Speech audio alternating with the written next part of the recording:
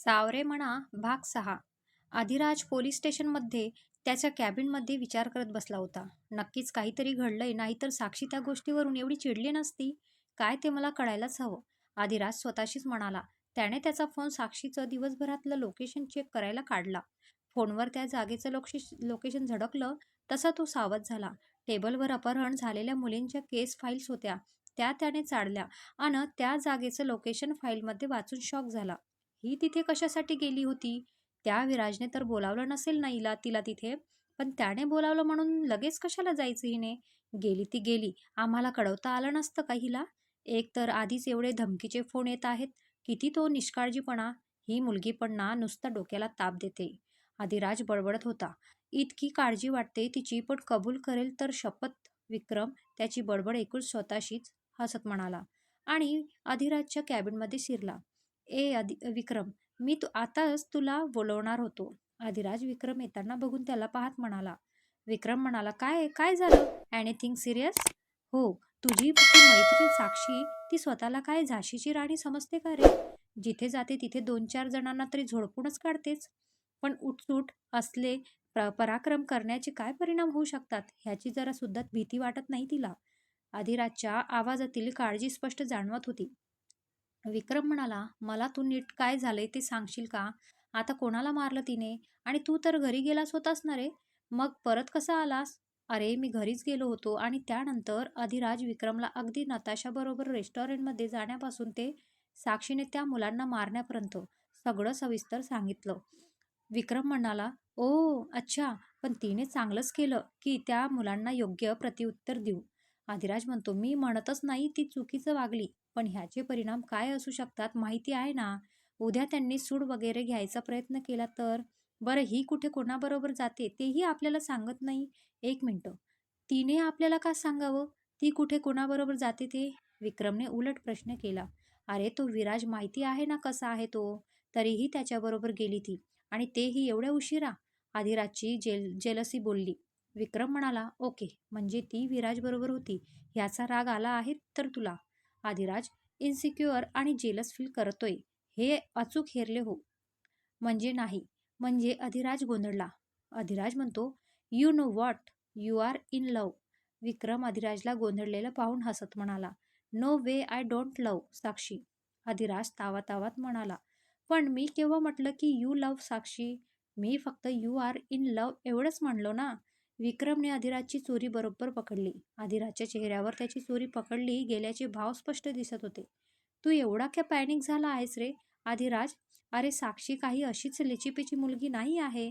4 जणांना एकटी पुरून उरेल ती, आणि तिला मार्शल आर्ट्स पण येतं.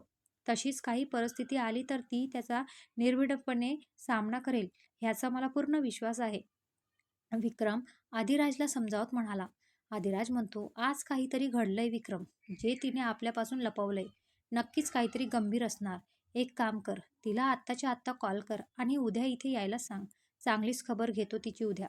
विक्रम म्हणाला, अधिराज तू जरा जास्तच विचार करतोय असं नाही वाटत का तुला? अधिराज म्हणतो, विक्रम मी योग्य तो विचार करतोय. तू तिला कॉल लाव बघू आणि फोन स्पीकरवर ठेव. अधिराज काही ऐकणार नाही हे उमजून विक्रम साक्षीला कॉल करतो. विक्रम म्हणाला, हॅलो साक्षी, कशी आहेस? मी ठीक आहे. काय झालं? साक्षीचा आवाज थकल्यासारखा वाटत होता. विक्रम म्हणतो, मग तुझ्या आवाजाला काय झालं ग? साक्षी म्हणते, अरे मी ठणठणीत बरी आहे. बरं, मग आज किती जणांना झोडपून काढलंस? विक्रम तिची फिरकी घेत म्हणाला, तू काय माझ्यावर लक्ष ठेवून होतास की काय? साक्षी जरा हसतच म्हणाली, मग तुझे बाबा, काही लोकांनी भारी काळजी असते. उगाच त्यांच्या डोक्याला ताप नको देऊस ग बाळा. विक्रम अधिराजकडे पाहत म्हणाला, काय बोलतेस तू विक्रम? साक्षीने न कडून विचारले. उद्या सकाळी पोलीस स्टेशनला ये. काही लोकांना चांगलीच खबर घ्यायची आहे तुझी. विक्रम परत अधिराजची खेचत म्हणाला. साक्षी म्हणते, तू काय आवळू आवळू बोलते रे? नीट काय सांग ना ते. विक्रम म्हणतो, अगं उद्या तू पोलीस स्टेशनला कळेल. ये तर खरी. साक्षी म्हणते, ओके, येते मी उद्या. तू कुठे घरी आहेस का? विक्रम म्हणतो, नाही ग, पोलीस स्टेशनमध्येच आहे अजून. आता निघतोय. साक्षी म्हणते, जेवलास ना? विक्रम म्हणतो, हो ग माझी आई, किती काळजी करतेस? साक्षी म्हणते, बरं चल, नीट जा घरी, बाय. बरं बाय, आणि काळजी घे ग.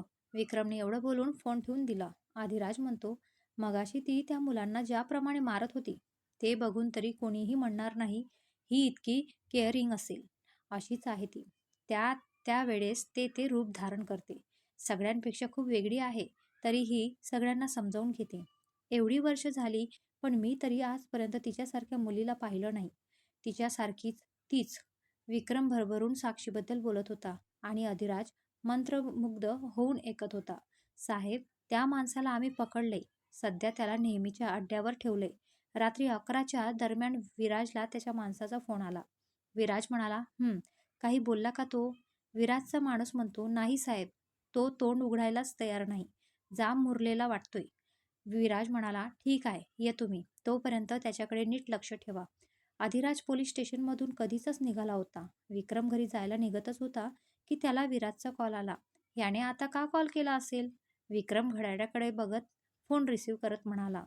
विराज म्हणाला, हॅलो विक्रम. विक्रम म्हणतो, एवढ्या वर्षांनी बरी आठवण आली रे तुला माझी. काय काम काढलंस माझ्याकडे? विराज म्हणतो, विक्रम, आपली जुनी भांडण आपण नंतर सावडीने उरकून काढू. सध्या खूप महत्वाचं काम आहे साक्षीच्या बाबतीत. साक्षीबाबत काय? विक्रम साक्षीचं नाव ऐकून सावध झाला. विराज म्हणाला, तू पोलीस स्टेशनमध्ये आहेस की पोहोचलास घरी? विक्रम म्हणतो, निघतोच आहे घरी. बोल, काय झालंय? विराज म्हणाला, ओके, मग जरा वेळ थांब तिथेच. एका आरोपीला घेऊन येतोय. नीट तुमच्या पद्धतीने खातिरदारी करायची आहे त्याची. बरं, मी वाट बघतोय. विक्रमने विराजच्या बोलण्याचा विचार करतच फोन ठेवून दिला. अर्धा तासात विराज त्या व्यक्तीला घेऊन पोलीस स्टेशनमध्ये हजर झाला. त्याला पाहताच विक्रम शॉक झाला. विक्रम म्हणतो, अरे विराज, हा कुठे सापडला तुला? विराज म्हणाला, हाच आहे ना तो, जो साक्षीचा पाठलाग करत होता? विक्रम म्हणतो, हो, हा तोच आहे. पण तुला कसं माहिती की हा साक्षीवर नजर ठेवून होता? विराज म्हणाला, हां, जसं साक्षीवर नजर ठेवून होता, तसं मीही माझ्या बॉडीगार्ड्सना साक्षीच्या सुरक्षेसाठी नेमलं होतं. हा तिच्यावर पाळत ठेवून होता. तेव्हा माझ्या बॉडीगार्ड्सनी ह्याला पकडलं. खूप प्रयत्न केला, पण तोंड उघडत नाहीये. जरा बघून घे. विक्रम म्हणतो, थँक्स विराज. आम्ही ह्याच्या मागावर होतो, पण साला सापडतच नव्हता. थँक्स वगैरे नको म्हणू यार. मी हे साक्षीसाठी केलंय. तिच्या काळजीपोटी केलंय. विराज म्हणाला, तसं विक्रमची ट्यूब पेटली. जाधव, ह्याला आता आत टाका आणि नीट लक्ष ठेवा. उद्या सकाळी अधिराज सर आल्यावर बघूया ह्याचं काय करायचं आहे ते. विक्रमने जाधवांना सूचना दिली. विराज म्हणाला, बरं, मी माझं काम केलंय. आता तुमचं काम सुरू आणि हो, साक्षीला प्लीज सांगू नकोस की मी तिच्यासाठी बॉडीगार्ड्स ठेवलेत.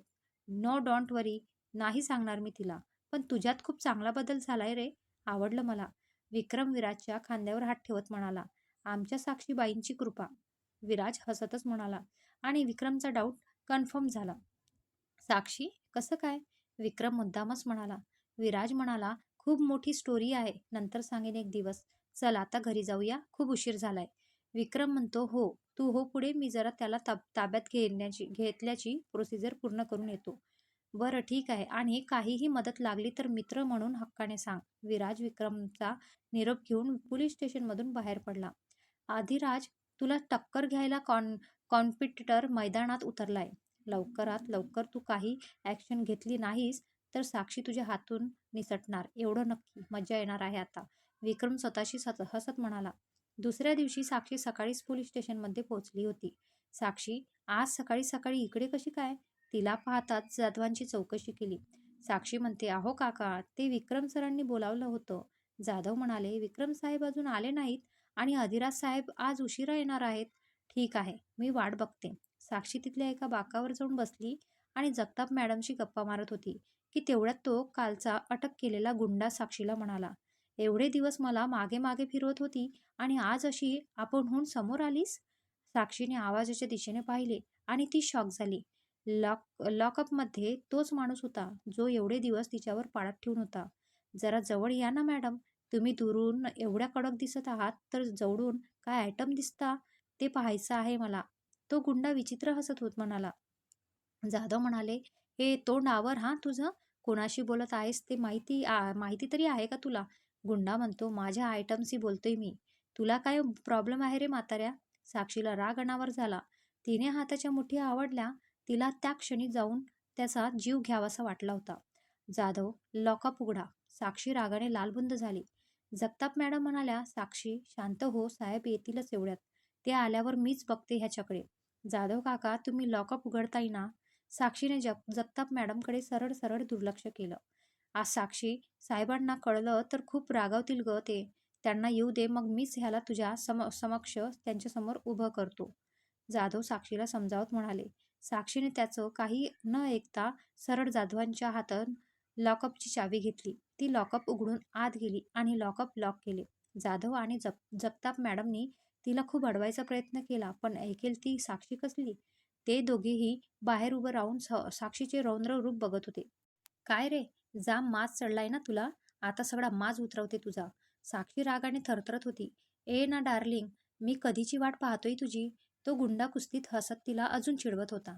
साक्षी सरळ त्याच्याकडे गेली आणि त्याच्या थोबाडीत ठेवून दिली. तिचा हात एवढा जोरात त्याच्या कानाशीला बसला की तो खाली पडला आणि त्याच्या तोंडातून रक्त येऊ लागलं. त्याला ती एवढ्या जोरात मारेल ह्याची कल्पनाही नव्हती. तो घाबरला. त्याला सावरायचा वेळही न देता साक्षीने त्याच्या दुसऱ्या गालावर ठेवून दिली. ती लागोपाठ त्याला लाथ्या बुक्क्यांनी मारत होती. तो वेदनेने विवळत होता आणि माफ करा, चूक झाली असं ओरडत होता. पण साक्षीवर त्याचा काही एक परिणाम होत नव्हता. तिला फक्त कृणाली, त्या अपहरण झालेल्या मुली आणि अशा वृत्तीला बळी पडलेले कितीतरी निष्पाप जीव आठवत होते आणि ती त्याला अजून मारत होती. इतक्यात पोलीस स्टेशनमध्ये अधिराज पोहोचला आणि ओरडण्याचा आवाज ऐकून तडक त्या दिशेने निघाला. समोर साक्षीला त्या गुंड्याला बदडून काढताना बघून तो शॉक झाला. साक्षी, हे काय चाललंय तुझं? अधिराज रागातच ओरडला, पण साक्षी तिच्या तंद्रीत होती. तिच्यापर्यंत त्याचा आवाज पोहोचलाच नाही. अधिराजला आलेला पाहून जगताप मॅडम आणि जाधव मात्र खूप घाबरलेले. अधिराजने रागातच एक कटाक्ष त्यांच्याकडे टाकला. ते दोघेही खाली मान घालून गप्प राहिले. साक्षी, ऐकू येत नाही का तुला? अधिराज जोरात ओरडला. तशी साक्षी त्या गुंडाला मारायची थांबवली. तिने दीर्घ घेऊन 2 मिनिटे स्वतःला शांत केले आणि त्या गुंडाकडे एकदा बघून लॉकअप उघडून बाहेर आली आणि कुणाकडेही न बघता आपल्या पर्समधून पाण्याची बाटली काढून आणि पाणी पिऊ लागली. आदिराजने एकदा त्या गुंडाकडे बघितले. तो अर्धमेला झाला होता. जाधव म्हणाले, शिंदे, ह्याला त्वरित हॉस्पिटलमध्ये उपचारासाठी दाखल करा. आत्ताच्या आत्ता माझ्या कॅबिनमध्ये या. आदिराजने फरमान सोडले आणि शांत बसलेल्या साक्षीकडे एकदा बघून कॅबिनमध्ये निघून गेला. जगताप मॅडम लगेच साक्षीकडे वळल्या. तू जे काही केलंस आज ते आवडलं मला, जगताप मॅडम साक्षीला म्हणाल्या. तसं साक्षीने त्यांच्याकडे चमकून पाहिले. आता जीव जरा शांत झाला ना तुझा? पण एवढं मारायची काय गरज होती बाळा? जगताप मॅडम साक्षीच्या डोक्यावरून हात फिरवत म्हणाल्या. साक्षी काहीच बोलली नाही. त्याला मारलं ते मारलं, पण तुलाही लागलंच ना? जगताप मॅडम साक्षीच्या लालेलाल झालेल्या हातावरून आपला हात फिरवत म्हणाल्या. तशी साक्षी विवळली. तू थांब, मी औषध आणते. जगताप मॅडम उठल्या, पण झाल्या प्रकरणानंतर साक्षी एक शब्दही बोलली नव्हती. इतक्यात पोलीस स्टेशनमध्ये निशा आणि प्राजक्ता आल्या. साक्षीदी, गुड मॉर्निंग. निशा हसत साक्षीला म्हणाली. तशी साक्षीने तिला एक स्माईल दिली. जगताप मॅडम म्हणाल्या, हात दाखव बाळा, औषध लावते. निशा म्हणते, का? काय झालं दी? अगं काहीही नाही झालं, तिला जरासं लागलंय. जगताप मॅडम विषय सावरत म्हणाल्या. अहो पण असं कसं? निशा बोलत होती तेवढ्यात तिला शिंदेंनी हाक मारली आणि तो विषय तिथेच थांबला. प्राजक्ताला मात्र काहीतरी भयंकर घडलंय ह्याची कुणकुण लागली. त्या माणसाला कधी पकडलं जाधव? अधिराजचा रागाचा पारा चढतच होता. जाधव म्हणाले, नक्की काय झालं ते मला माहीत नाही साहेब, पण काल रात्री विराज पाटील ह्याला घेऊन आले होते आणि नंतर विक्रम सरांनी ह्याला ताब्यात घ्यायला सांगितलं. विराजचं नाव ऐकताच अधिराजला अजून राग आला. आधीच काल रेस्टॉरंटमधल्या प्रकरणामुळे तो रागात होता, त्यात हे नवीन प्रकरण. अधिराज म्हणतो, त्या बाहेर बसल्या आहेत ना मॅडम, त्यांना माझ्यासमोर आणा. जाधव म्हणाले, सर पण माझं एकदा ऐकून तरी घ्या. अधिराज म्हणतो, तुम्हाला सांगितलेलं ऐकू आलं नाही का जाधव? आणतो. जाधव नाईलाजानेच साक्षीला अधिराजच्या कॅबिनमध्ये घेऊन आले. या साक्षी मॅडम, या, स्वागत आहे तुमचं. आता काय? सगळे कायदे काढून तुम्ही स्वतः हातात घ्यायचेच ठरवलं, तर आमची इथे काय गरज नाही का?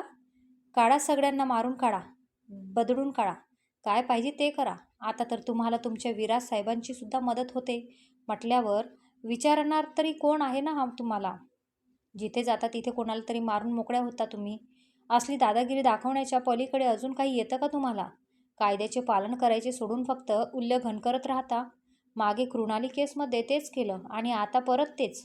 काय समजता काय तुम्ही स्वतःला? युजलेस. आधिराज रागात तोंडाला येईल ते साक्षीला बोलत होता. साक्षीला त्याचे शब्द काळजात वार करून गेल्यासारखे वाटले, पण तरीही शांतपणे त्यांचं ऐकणं ती उभी होती. अहो साहेब, पण कारण तरी जाधव अधिराजला साक्षीच्या तसं वागण्यामागचं कारण सांगण्याचा प्रयत्न करत होते. बस, कोणीही तिची बाजू घेणार नाही. ती चुकीचं वागली आहे आणि तिला त्याची शिक्षा मिळणारच. अधिराज रागाने साक्षीकडे पाहत म्हणाला. ती मात्र अजूनही शांतच होती.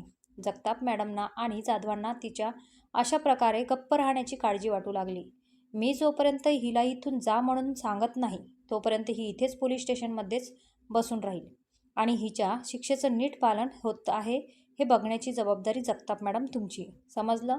आणि हो, हिचा फोन, सामान जे काही असेल ते माझ्या ताब्यात आणून द्यायचं. Now go and follow my orders. अधिराजने पटापट आपला निर्णय ऐकवला. साक्षीने एकदा अधिराजकडे बघितले.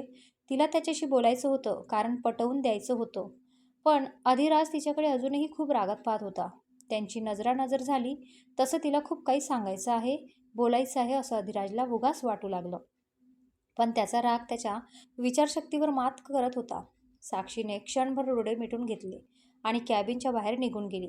जाधव आणि जगताप मॅडम तिच्या पाठोपाठ कॅबिनच्या बाहेर पडले. साक्षीने बाहेर आल्या आल्या आपली पर्स काढून जगताप मॅडमच्या हातात सोपवली आणि शांतपणे बाकावर जाऊन बसली. अधिराज त्याच्या कॅबिनच्या खिडकीतून तिच्या सगळ्या हालचाली टिपत होता. जगताप मॅडम साक्षीची पर्स घेऊन अधिराजच्या हवाली सोपायला त्याच्या कॅबिनमध्ये गेला. साहेब, एकदा ऐकून तरी. जगताप मॅडम बोलत होत्या, पण अधिराजने त्यांना मध्येच तोडलं. जगताप मॅडम, मी मगाशीच सांगितलंय काय सांगायचं आहे ते. मला ह्या बाबतीत काहीही ऐकायचं नाही. तुम्हाला दिलेल्या जबाबदारीचं नीट पालन होऊ दे म्हणजे झालं. अधिराज काहीही ऐकून घ्यायला तयार नव्हता. ही साक्षीची पर्स इथे ठेवू का साहेब? जगताप मॅडमनी साईड टेबलवर इशारा करत विचारले आणि पर्स ठेवून तेथून निघून गेल्या. 4 वाजत आले होते. साक्षी बाहेरच्या बाकावर शांतपणे बसून होती. येणारे जाणारे लोक तिच्याकडे विचित्रपणे बघत होते, कारण ती वकील असल्याचं बहुतेक जणांना माहिती होतं आणि असं आरोप्यांसारखं बसून राहणं म्हणजे. पण तिचं मात्र त्या सगळ्यांकडे लक्षच नव्हतं. सकाळी ती घरातून काहीही न खाता गडबडीत निघून गेली होती, म्हणून तिच्या आईला तिची काळजी वाटू लागली. त्यात ती फोनही उचलत नव्हती, म्हणून त्यांनी जगताप मॅडमना ती पोलीस स्टेशनमध्ये आली का विचारण्यासाठी कॉल केला होता. हॅलो, हां जगताप मॅडम, साक्षी पोलीस स्टेशनला आली होती का आज? जगताप मॅडम म्हणाल्या, हो ताई, साक्षी सकाळपासून पोलीस स्टेशनमध्येच आहे. साक्षीची आई म्हणाली, अहो ती फोनही उचलत नाही. मी रीटाला फोन केला तर ती ऑफिसमध्ये गेलीच नाही असं कळलं. तिची आज हिअरिंग पण नव्हती, म्हणून मग तुम्हाला विचारावं म्हटलं. उगाच जीवाला घोर लागून राहतो. जगताप मॅडम म्हणाल्या, हो ताई, मी समजू शकते. तुम्ही काळजी नका करू. मी बघते तिच्याकडे. साक्षीची आई म्हणाली, तुम्ही आहात म्हटल्यावर मला काही काळजी नको. बरं, तिला वेळ मिळाला की जरा फोन करायला सांगा. जगताप मॅडम म्हणाल्या, हो हो, मी सांगते साक्षीला. जगताप मॅडमनी त्यांच्या मोर्चा साक्षीकडे वळवला. जगताप मॅडम म्हणाल्या, साक्षी, चल काहीतरी खाऊन घे. साक्षीने फक्त नकारार्थी मान हलवली. जगताप मॅडम म्हणाल्या, अगं बाळा, असं काय करतेस? तुझ्या आईचा फोन येऊन गेला आता. तू फोन उचलत नाही म्हणून त्यांनी मग मला फोन केला. सकाळी घरातून निघताना पण काही खाल्लं नाहीस ना तू? दुपारी जेवलीस पण नाही. चल, हट्ट करू नकोस, काहीतरी खाऊन घे. साक्षी म्हणते, नकोय मला भूक. भूक नाहीये. आधिराज आपल्या कॅबिनमधून त्यांचं हे संभाषण ऐकत होता. जगताप मॅडम तिला खाऊन घे म्हणून विनवत होत्या, पण साक्षी ऐकली नाही. शेवटी त्यांनी साक्षीसमोर हार मांडली. तेवढ्यात विक्रम पोलीस स्टेशनमध्ये पोहोचला. तिथलं वातावरण जरा त्याला विचित्र वाटलं. साक्षीला पाहून त्याला जरा आश्चर्य वाटलं. त्याने तिला हाक मारली. साक्षीने त्याच्याकडे पाहून फक्त स्मित हास्य केले. तेवढ्यात जाधव विक्रमकडे आले. जाधव हळू आवाजात म्हणाले, साहेब जरा इकडे या ना, तुमच्याशी थोडं बोलायचं आहे. विक्रम म्हणतो, हा जाधव बोला. तो कालचा गुंडा काही बोलला का? अहो साहेब, तेच तर सांगायचं आहे. असं म्हणून जाधवांनी सगळा सविस्तर वृत्तांत विक्रमला सांगितला. विक्रमला सगळं ऐकून धक्काच बसला. त्याला अधिराजचा राग आला आणि आश्चर्य वाटले की तो असं काहीतरी वागला. काहीही न ऐकता सरळ शिक्षा करून मोकळा झाला. त्याचं लक्ष तिथे बसलेल्या साक्षीकडे गेलं आणि त्याला तिची जास्तच काळजी वाटू लागली. तो तडक अधिराजच्या कॅबिनमध्ये गेला. सर, तुम्ही साक्षीला? विक्रम आत येताच म्हणाला, अच्छा, आता तुला पाठवलं का तिने तिची वकिली करायला? हे बघ, तिच्याबद्दल काही सांगायला आला असेल किंवा तिची बाजू घ्यायला आला असेल तर तू जाऊ शकतोस विक्रम. अधिराज विक्रमचं वाक्य पूर्ण होण्यापूर्वीच म्हणाला. सर, तिने मला काहीही सांगितलं नाही. तुम्ही एकदा तिचं म्हणणं तरी ऐकून घ्या. ती असं का वागली ते तरी जाणून घ्या. विराज विक्रम अधिराजला विनवणी करत होता. अधिराज म्हणतो, विराज विराज विराज, डोक्याला ताप करून ठेवलाय त्याने. तोही ह्या सगळ्यात सामील आहे ना? आणि जी घटना मी स्वतः माझ्या डोळ्यांनी बघितली त्याबद्दल अजून काय जाणून घेऊ मी? आणि कशासाठी? तुम्हाला तिचंच बरोबर वाटणार म्हणा. काय जादू केली आहे तिने तुमच्यावर देव जाणे. अरे किती वेळ तिला अजून असं बसवून ठेवणार आहेस? तिने सकाळपासून काही खाल्लंसुद्धा नाहीये. विक्रम काळजीने म्हणाला. मी फक्त तिला बसून राहण्याची शिक्षा दिली होती, उपाशी राहण्याची नाही. तुमची सगळ्यांची सहानुभूती घेण्यासाठी मुद्दाम असं करते ती. नाटक नुसती. अधिराज रागातच म्हणाला. विक्रम म्हणतो, अधिराज सर, तुम्ही काय बोलताय तुमचं तुम्हाला तरी कळतंय का? अधिराज म्हणतो, हो, नीट कळतंय मला सगळं. तुमच्यासारखं डोक्यांवर पट्टी बांधून फिरत नाहीये मी. सगळी नाटकं समजतात मला. अधिराज सर, तुम्हाला जेव्हा सत्य कळेल ना तेव्हा तुम्हाला तुमच्याच वागण्याची लाज वाटेल. पण तेव्हा पश्चाताप करायची वेळसुद्धा टळून गेलेली असेल. विक्रम म्हणाला आणि रागातच त्याच्या कॅबिनमधून निघून गेला. तो बाहेर आला तशी जाधव आणि जगताप मॅडम आशेने विक्रमकडे बघत होते. पण त्याचा नाराज चेहरा बघून ते दोघे काय समजायचं ते समजून गेले. विक्रमला साक्षीसमोर जायची हिंमतच होत नव्हती. कुठेतरी तो ह्या सगळ्याला स्वतःलाच जबाबदार धरत होता. नाही विराज त्या गुंडाला काल घेऊन आला असता, नाही विक्रमने अधिराजला कल्पना न देता त्याला ताब्यात घेतले असते, आणि नाही हे सगळं महाभारत घडलं असतं. एवढा सगळ्या पोलीस स्टेशनमध्ये साक्षीबद्दल कळले होते. एकदम सुतकी वातावरण पोलीस स्टेशनमध्ये तयार झाले होते. प्राजक्ता सोडून सगळ्यांचाच साक्षीची काळजी वाटत होती आणि अधिराजच्या वागण्याचा रागही येत होता. संध्याकाळपर्यंत त्या गुंडाला प्राथमिक उपचार करून जर्नल वॉर्डमध्ये शिफ्ट करण्यात आले होते, असे शिंदेने सांगितले. साक्षीवरती बातमी ऐकून काहीही परिणाम झाला नाही, कारण एवढं मार खाऊनही त्यांनी त्याच्या बॉसचं नाव सांगितलं नव्हतं. मग तो ठीक झाल्यावर कसला खुलासा देणार होता, देव जाणे. साक्षी तिच्याच विचारात गळून गेली होती. संध्याकाळी 7:30 वाजले तेव्हा जगताप मॅडम साक्षीजवळ गेला. साक्षीचा चेहरा मलूल झाला होता. जगताप मॅडम म्हणाल्या, साक्षी बाळा, नको असा त्रास करून घेऊस. अगं अशाने तुझी तब्येत बिघडेल. चल तू माझ्यासोबत. साहेबांना काय सांगायचं ते मी सांगते. मॅडम, तुम्ही अजून घरी गेला नाही? काव्या घरी एकटी आहे ना? तिला एकटं ठेवणं सुरक्षित नाहीये. तुम्ही घरी जा बघू आधी. साक्षीने विषयच बदलला. जगताप मॅडम म्हणाल्या, अगं तुला एकटीला सोडून मी घरी कशी जाऊ बाळा? साक्षी म्हणते, नाही, तुम्ही माझ्यासाठी थांबू नका. आणि हो, प्लीज आईला कॉल करून सांगा की माझा फोनची बॅटरी डाऊन झाली आहे आणि काम असल्याकारणाने मी आज तुमच्याकडे थांबणार आहे. ती उगाच काळजी करत बसेल नाहीतर. अगं मी थांबते ना तुझ्याजवळ. जगताप मॅडम साक्षीला समजावत होत्या. तेवढ्यात तिथे निशा आली. निशा म्हणाली, जगताप मॅडम तुम्ही घरी जा, मी थांबते ती जवळ. तसंही माझी नाईट ड्युटी आहे, तुम्ही काळजी करू नका.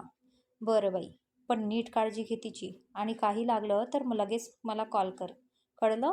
आणि साक्षी उपाशी राहू नको, काहीतरी खाऊन घे.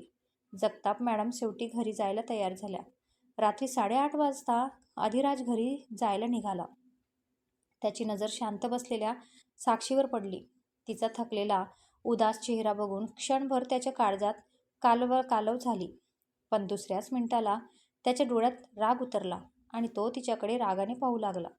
साक्षीने त्याच्याकडे संपूर्ण दुर्लक्ष केले. अधिराज जाधवांना लक्ष ठेवायला सांगून निघून गेला. काही वेळाने विक्रम साक्षीजवळ आला आणि तिच्या शेजारी बसला. साक्षी विक्रमने हाक मारली तसं तिने त्याच्याकडे पाहून स्मित हास्य केले. विक्रम म्हणतो, मला माफ कर ग, हे सगळं माझ्यामुळे झालंय. साक्षी म्हणते, नाही रे विक्रम, तुझ्यामुळे काही नाही झालंय. तुझे सर त्यांच्या जागी बरोबर आहे आणि मी माझ्या जागी बरोबर आहे. विक्रम म्हणतो, एवढा समजूतदारपणा कसा दाखवतेस ग नेहमी? साक्षी म्हणते, आता समोरचा माणूस जर मूर्खपणा करत असेल तर मला समजूतदारपणा तर दाखवावाच लागेल ना. विक्रम म्हणतो, पण तू सगळं खरं खरं सांगून टाकायचं ना. साक्षी म्हणते, काही गोष्टी सांगून कळत नाही विक्रम, त्या आपसुकच समजणं गरजेचं असतं. विक्रम म्हणतो, तुला बोलण्यात कोणीही हरू शकत नाही. साक्षी फक्त खिन्न हसली. विक्रम म्हणतो, रागावली आहेस? कोणावर? साक्षीनं समजून म्हणाली. विक्रम म्हणतो, अधिराज सरांवर. साक्षी म्हणते, त्यांच्यावर रागवण्याचा हक्क नाहीये मला. विक्रम म्हणतो, आज परत दुखावलं ना त्यांनी तुला? तुझी बाजू समजून न घेताच. जाऊ दे ना विक्रम, पण तू मला काल कॉल करून का बोलावलं होतं? आणि तो गुंडा कुठे सापडला रे? साक्षी विषय बदलतच म्हणाली. विक्रम म्हणतो, अगं काल पेट्रोलिंग करताना सापडला तो. आणि तुला त्याचं कारणासाठी बोलावलं होतं मी. पण सकाळी आईची तब्येत अचानक बिघडली. मग तिला हॉस्पिटलमध्ये न्या उपचार, ह्या सगळ्यात मी तुला बोलावलं आहे ते लक्षातच नाही राहिलं.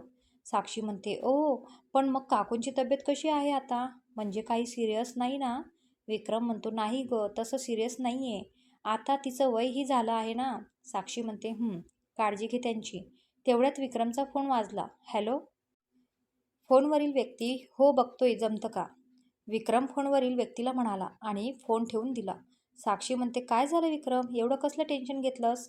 विक्रम म्हणतो, अगं आईजवळ हॉस्पिटलमध्ये कोणी नाहीये.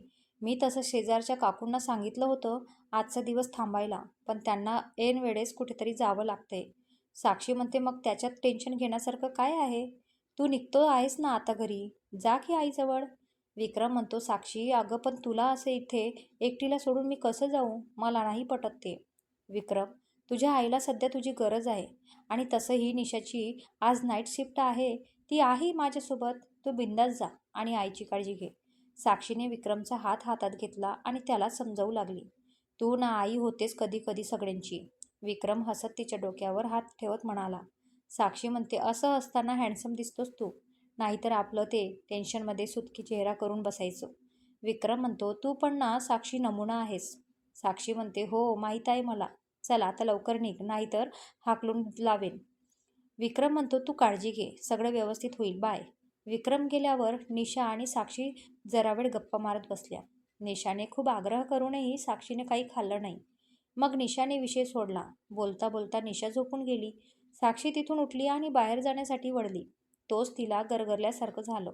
तिने थोडं पाणी पिलं आणि बाहेरच्या व्हरांड्यातल्या बाकावर येऊन बसली. बाहेर मस्त चांदणं पडलं होतं. गार वारा सुटला होता. साक्षी दिवसभरातलं सगळं आठवत कितीतरी वेळ विचार करत तिथेच बसून होती. मध्यरात्री कधीतरी तिचा डोळा लागला आणि ती तिथेच बसून झोपी गेली. इकडे मात्र अधिराजला झोप येत नव्हती. तो बाल्कनीमध्ये चंद्राला बघत उभा होता. कितीही साक्षीचा विचार झटकला तरीही तिचाच चेहरा त्याला राहून राहून आठवत होता. राग अजूनही शांत झाला नव्हता, पण तरीही थोडीशी का होईना त्या रागाची जागा आता काळजीने घेतली होती. यार, मी ओव्हर रिॲक्ट केलं का? पण तिने कसलं मारलं त्याला? पण का मारलं असेल? अरे हो, का मारलं ते जाणून घेतलंच नाही मी. तो तिचा पाठलाग करत होता म्हणून मारलं असेल का? नाही, एवढ्याशा कारणासाठी एवढं मारणार नाही ती त्याला. पण तिचा काही भरोसा नाही. जरा काही झालं तर लगेच फोडलं हिने थोबाड. त्यात त्या विराजची साथ मिळते तिला. तो विराज तर कायम तिलाच चिटकलेला असतो. दिवसभर काही खाल्लं पण नाही तिने. पण तेव्हाच्या तेव्हा तोंडावर स्पष्ट बोलणारी ती आज एकदम गप्प कशी राहिली? कोणाशी बोलत पण नव्हती जास्त. मी उगाच ठेवलं तिला एवढा वेळ पोलीस स्टेशनमध्ये बसवून. पण हे तिचं नेहमीचंच झालंय. उगाच कशाला पोलिसांच्या कामात लुडबुड करायची. पण कितीही झालं तरीही ती मुलगी आहे. ॲटलिस्ट मी घरी येण्याआधी तरी तिला जा म्हणायला हवं होतं. आता जाऊ का? नाही, नको. आता खूप उशीर झालाय, राहू दे. सकाळीच बघतो काय ते. आणि तसंही जगताप मॅडम आणि जाधव असतीलच तिकडे. सकाळीच बघतो काय ते. त्या विराजला पण बघतो उद्या. अधिराजचे हृदय आणि मेंदू एकमेकांशी हुज्जत घालत होते आणि त्याच्यातला राग नेहमीप्रमाणे जिंकला. सकाळी आवरून अधिराज जरा लवकरच पोलीस स्टेशनला पोहोचला. रात्रभर झोप आली नव्हती म्हणून त्याचे डोळे लाल झालेले. तो आला आणि त्याला साक्षी बाहेरच बसल्या बसल्या झोपलेली दिसली. घ्या, इकडे मला रात्रभर हिच्या काळजीने झोप लागली नाही आणि मॅडम आरामात झोपा काढत आहेत. वाह, आधी राज स्वतःशीच म्हणाला. त्याला तिच्याजवळ जाऊन तिला पाहावेसे वाटले, पण त्याने तो विचार लगेच झटकून टाकला आणि त्याच्या कॅबिनकडे वळला. आत्ता निशा आणि शिंदे सोडून कोणीच नव्हते. आदिराजने शिंदेंना हाक मारली तसे ते खडबडून जागे झाले आणि त्यांनी निशाला उठवलं. निशा उठली आणि साक्षीला शोधू लागली. ती तिला कुठेच दिसेना म्हटल्यावर ती बाहेर आली तर साक्षी बाकावर झोपलेली दिसली. दी, साक्षी दी, उठ ना, सकाळ झाली आणि सर पण आले आहेत. उठ पटकन. निशा तिला हळूच म्हणाली, पण साक्षीची काहीच हालचाल नाही म्हटल्यावर तिने तिला उठवण्यासाठी तिच्या हाताला हात लावला आणि निशाचा हात चटका लागल्यासारखा मागे आला. ती उडालीच. निशाने साक्षीच्या कपाळावर हात लावून बघितला. साक्षी तापाने फणफणत होती. तिचं अंग प्रचंड गरम झालं होतं. तेवढ्यात जगताप मॅडम आणि विक्रम तिला समोरून येताना दिसले. ती धावतच त्यांच्याकडे गेली. मॅडम, ते निशाला काय बोलावं कळेना. जगताप मॅडम म्हणाला, काय झालं निशा? साक्षी ठीक तर आहे ना? निशा म्हणाली, मॅडम, तिला ना खूप ताप भरलाय. तुम्ही चला लवकर. जगताप मॅडम आणि विक्रम धावतच साक्षीजवळ गेले. तिच्या कपाळाला हात लावून चेक केलं तर त्यांची ही अवस्था निशासारखीच झाली होती. जगताप मॅडम म्हणाल्या, विक्रम सर, तुम्ही लवकर ॲम्ब्युलन्स बोलवा. हिला लवकरात लवकर ॲडमिट करावं लागेल. विक्रम म्हणतो, नको, त्यात खूप वेळ जाईल. मी स्वतः नेतो तिला हॉस्पिटलमध्ये. तुम्ही सोबत चला. निशा इथे थोडा वेळ सांभाळून घे. विक्रम साक्षीला उचलून घेत म्हणाला. जगताप मॅडम आणि विक्रम साक्षीला विक्रमच्या गाडीतून हॉस्पिटलमध्ये घेऊन निघाले. जाधव आल्यावर निशाने त्यांना सगळं सांगितलं. तसं ते दोघेही हॉस्पिटलमध्ये निघाले. अधिराज मात्र त्याच्या कॅबिनमध्ये असल्याने त्याला ह्या सगळ्याची काहीच कल्पना नव्हती.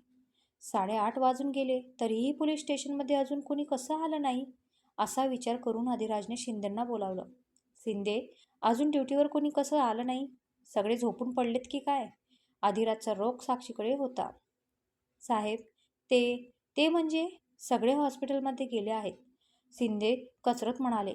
अधिराज म्हणतो, का? कोणाला काय झालं? शिंदे म्हणाले, ते साक्षी मॅडमना घेऊन गेले आहेत सगळे. अधिराज घाबरत म्हणाला, का? तिला काय झालं? शिंदे म्हणाले, ते त्यांना खूप ताप भरलाय म्हणून हॉस्पिटलमध्ये ॲडमिट करायला. व्हॉट? मला कोणी कसं काहीच नाही कळवलं? अधिराज ऐकून उडालाच. अधिराज म्हणतो, ठीक आहे शिंदे, तुम्ही जा. अधिराजने लगेच विक्रमला कॉल केला, पण त्याने उचलला नाही. जाधवांना लावला तर त्यांनीही उचलला नाही. अधिराज खूप घाबरला. काय करावे ते त्याला सुचेनाच झालं आणि त्याची अजूनच चिडचिड होऊ लागली. त्याला साक्षीला कुठल्या हॉस्पिटलमध्ये नेले आहे तेही माहिती नव्हतं, म्हणून वाट बघण्याशिवाय त्याच्याकडे पर्यायही नव्हता. त्याला साक्षीचा कालचा उदास आणि मलूल चेहरा आठवला. तसा तो अजूनच अस्वस्थ झाला. काही वेळाने विक्रम आणि जाधव पोलीस स्टेशनमध्ये आले. ते आल्याचे कळताच अधिराजने विक्रमला त्वरित कॅबिनमध्ये बोलावून घेतले. विक्रम, साक्षीला काय झालं? तुम्ही तिची काळजी करू नका सर. आम्ही तिची माणसं आहोत तिची काळजी करायला. विक्रमला अधिराजचा खूप राग आला होता. अधिराज म्हणतो, विक्रम, काय झालं? काय झालं? तिला कुठल्या हॉस्पिटलमध्ये नेले आहे? विक्रम म्हणतो, तुम्हाला काय फरक पडतोय सर? तिची काही चूक नसताना बिचारी गुपचूप सगळं सहन करते. अधिराज म्हणतो, विक्रम, हे बघ, मला नीट सांग काय ते. विक्रम म्हणतो, आता काय करायचं आहे जाणून घेऊन? तिने न केलेल्या गुन्ह्याची बरोबर शिक्षा तिला तुम्ही दिली ना. अजून समाधान झालं नाही का तुमचं? काल आम्ही एवढं सांगण्याचा प्रयत्न करत होतो, पण तुम्ही ऐकून घ्याल तर ना. विक्रम, काय झालंय साक्षीला? अधिराज ओरडला. सर, तुम्ही तिच्यापासून दूर राहिलात तरच बरं होईल. खूप खूप दुखावलंय तुम्ही तिला. कृणाली केसच्या दरम्यान तेच केलं होतं. तिचं काहीही ऐकून न घेता सरळ तुमचा निर्णय ऐकवून मोकळा झाला. आता तिला परत त्रास देऊ नका प्लीज. मी हात जोडतो तुमच्यासमोर, विक्रम म्हणाला आणि कॅबिनमधून बाहेर पडला. अधिराजला अजूनच काळजी वाटू लागली. त्याने लगेच जाधवांना कॅबिनमध्ये बोलावले. अधिराज म्हणतो, जाधव, काल मी पोलीस स्टेशनमध्ये येण्या अगोदर नक्की काय झालं होतं आणि मला सगळं नीट स्पष्ट सांगा. साहेब, ते असं म्हणून जाधवांनी गुंडाला ताब्यात घेण्यापासून ते अधिराजने कसा गैरसमज करून घेतला इथपर्यंत सगळं सविस्तर सांगितलं. अधिराज ऐकून सुन्न झाला. त्याच्या डोळ्यासमोरून दिलखुलास हसणारी टपोरी, मुलांसारख्या थोबाडीत वाजवणारी, गिरीशसमोर स्वतःचा स्वाभिमान जपणारी, कशाचीच तमा न बाळगता कृणालीला न्याय मिळवून देणारी, विक्रमची आईसारखी काळजी करणारी जाधव, जगताप मॅडम ह्यांना मुलीसारखी जपणारी, रागावून लहान मुलांसारखी गाल फुगवून बसणारी, अशी साक्षीची त्याने पाहिलेली सगळी रूप तडवून गेली. त्याला स्वतःचाच राग येऊ लागला. इतक्यात विक्रम त्याचा लॅपटॉप घेऊन अधिराजच्या कॅबिनमध्ये आला. सर, हे पुरावेसुद्धा बघून घ्या, म्हणजे उद्या तुम्हाला वाटायला नको की साक्षीची वकिली करण्यासाठी आम्ही मस्त कहाणी बनवलेली. हो ना जाधव? विक्रमने CCTV फुटेज दाखवत अधिराजला टोमणा मारला. अधिराजने ते फुटेज बघितले आणि त्याला सगळ्या गोष्टींचा उलगडा झाला. तो साक्षीच्या बाबतीत खूप चुकीचा वागला होता ह्याची जाणीव त्याला झाली होती, पण तिची माफी तरी कुठल्या तोंडाने मागणार? विक्रम, मी खूप चुकीचा वागलो साक्षीच्या बाबतीत. अधिराजचा आवाज जड झाला.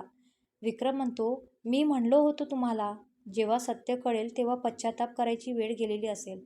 विक्रम, मला साक्षीला बघायचं आहे. कुठे ॲडमिट केले तिला? मी वचन देतो तुला, माझ्यामुळे तिला अजून त्रास होणार नाही. प्लीज सांग ना ती कुठे आहे? आधिराज खूप आतुरतेने बोलत होता. त्याचे डोळेही पाणावले होते. विक्रमला आधिराजची दया आली. कितीही झालं तरी तो त्याचा मित्र होता. विक्रम म्हणतो, चल मी घेऊन जातो तुला हॉस्पिटलमध्ये. राग हे एक असे माणसात उफाळलेलं तुफान आहे जे क्षणात सगळं उद्ध्वस्त करून टाकतं. कुटुंब तुटतात, नाती दुरावतात आणि जेव्हा ते तुफान शांत होतं तेव्हा स्वतः माणसातल्या माणुसकीत असंख्य प्रश्नांची उत्तरं शोधू लागतो. त्या माणसाला तेव्हा एवढेही उमजत नाही की त्याच्या रागामुळे झालेलं नुकसान पैशांनी तर भरून काढता येणारच नाहीच, पण कितीही प्रयत्न केले तरीही तुटलेल्या नात्यांवर आमच्यात सगळं आलबेल आहे अशी चिकनपट्टी सुद्धा लावता येणार नाही.